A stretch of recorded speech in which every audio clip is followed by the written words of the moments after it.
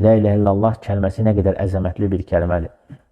Bu barədə çox əzəmətli bir hədis var. Musa Peyğəmbər bir dəfə deyir ki, ey Rəbbim, mənə elə bir kəlmə öyrət ki, onu heç kim deməyib. Yəni, çox əzəmətli bir şey istəyir Allah'tan ki, heç kimin bilmədiyi bir şey. Peyğəmbər, Allah Subhanahu Taala görür ki, Musa Peyğəmbər bundan ən üstün bir şey istəyir. Və ona nə deyir? Deyir ki, ey Musa, de ki, la ilahe illallah.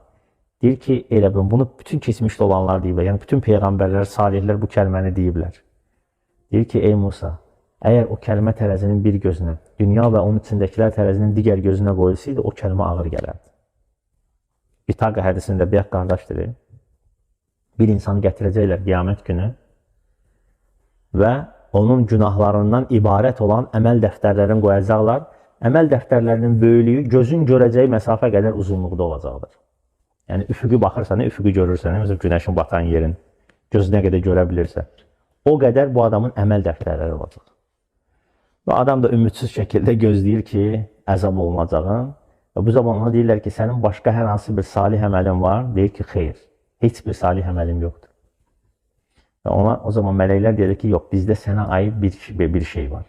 O zaman həmin o kağız parçası çıxardacaqlar bir dənə. Ona görə o hədisin adı bitaqa hədisi gedir. Bitaqa ərəb dilində kağız parçası, kartiska, bu kimi mənalar verir. Bir həmin o kağız parçasını çıxardacaqlar və üzərinə yazılıb la ilahe illallah. Və bütün o gözdən görüləcək qədər məsafədə olan günah dəftərlərini qoyacaqlar tərəzinin bir gözünə və la ilahe illallah yazılan vərəqi tərəzinin digər gözünə və ağır gələcək. Bəzi rivayətlərdə gəlir ki, o kitabları uçurdacaq göyə. Subhanallah, təsəvvür la ilahe illallah nə qədər əzəmətli bir kəlmədir, nə qədər ağır bir kəlmədir. Yəni, la ilahe illallah insanın bütün keçmiş günahlarını bağışlayır. İnsanı əbədiyyən cəhənnəm odunda yanmaqdan qoruyur. Əgər insan la ilahe illallah əhlidirsə, yəni Allaha şəhadət gətirir və ona heç bir şey şərik qoşmursa, onun nə qədər əskilikləri, naqislikləri olsa başqa insanlardan milyon dəfə üstündür.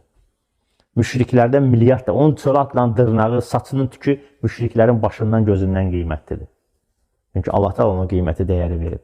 Və ona görə də Allah Taala əgər bir insana bu kəlməni deməyi əmr eləyirsə və bu kəlməni dedikdən sonra ona nə qədər böyük şeyləri vəd verirsə, insan üzərinə düşən yalnız və yalnız boyun əyməkdir.